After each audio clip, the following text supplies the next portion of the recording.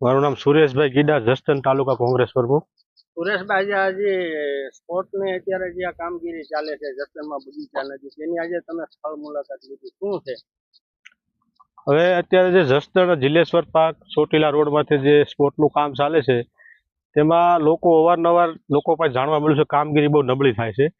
તો આજે અમે અમારા શહેર પ્રમુખ ધીરુભાઈ સાયણીની સાથે રાખીને અમે તેની મુલાકાત કરી.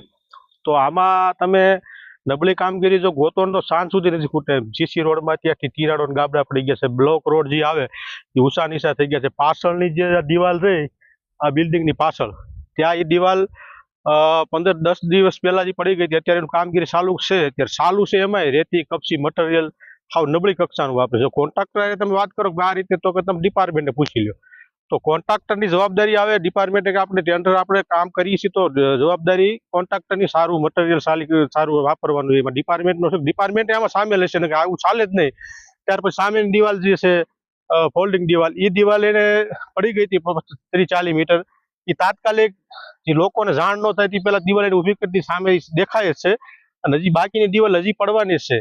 તો આમાં આ લોકો જ્યારે આ બધું આવડો ભ્રષ્ટાચાર નગરપાલિકા જસદણ ભાજપની છે, આ જસદણના આગેવાનો ભાજપના બધા છે, એ લોકોને આ ધ્યાનમાં નહીં આવતું હોય કે આ એટલી નબળી કામગીરી ચાલે છે, કેમ કોઈ મુલાકાત નથી લીધી, કેમ નથી કર્યું?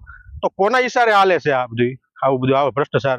તમે જસદણમાં રોડ રસ્તા જો ગમે ત્યાં તમે અત્યારે જાઓ, નવા બસ સ્ટેન્ડ, જૂના બસ સ્ટેન્ડ આવો, કેટલા રોડ રસ્તા ખરાબ છે. ખાસ કરીને તો આ સરકારે આમાં 8.5 કરોડ રૂપિયા આપ્યા છે. તો આ કામગીરી છે હાવ છેલ્લી કક્ષાની કામગીરી છે.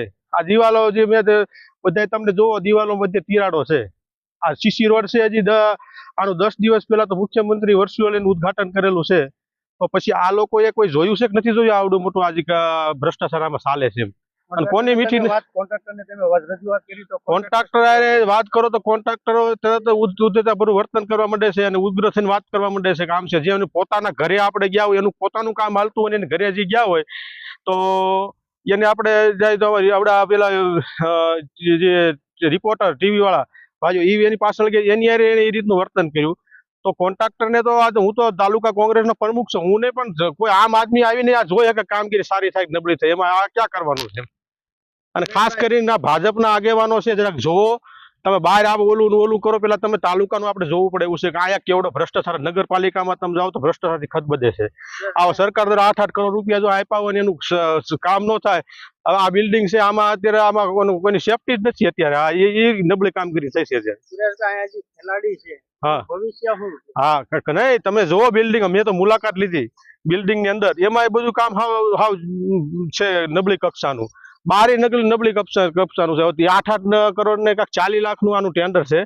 તો આવડી મોટી આ સરકાર રકમ આપી હોય ને આનો હાવ આ રીતે ઉકેલ થાય, તો આમાં આનું ડિપાર્ટમેન્ટ શું જોવે છે? ક્વોલિટી કંટ્રોલ આવે, બધું આ તો તપાસ કરો. આમાં અમે આ વસ્તુમાં અમે આના થર્ડ સુધી જઈને સરકારમાં બધે જઈને આને તપાસ માંગવાના છે. કામ એકદમ મોડું થયું સાવ.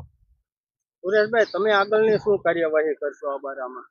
હું આમાં ટેટ અંદર કહું છું ને, હું બધી આની તપાસ માંગવાનો છું. આમાં અધિકારીઓ જે છે એની બેદરકારી છે, એની વિશે બધું કાલ આ જે બનાવ બને તો જવાબદારી કોની? આમાં બધાની અમે તપાસ કરશું અને પૂરેપૂરી એની માહિતી માંગશું કે આમાં કોને આ એજન્સી કઈ છે, આ કોના ડિપાર્ટમેન્ટ આમાં કયું છે, ડિપાર્ટમેન્ટ આમાં કેમ કોઈ ધ્યાન નથી દીધું, શું કર્યું છે, બધું પૂરેપૂરી તપાસ માંગવાના છે.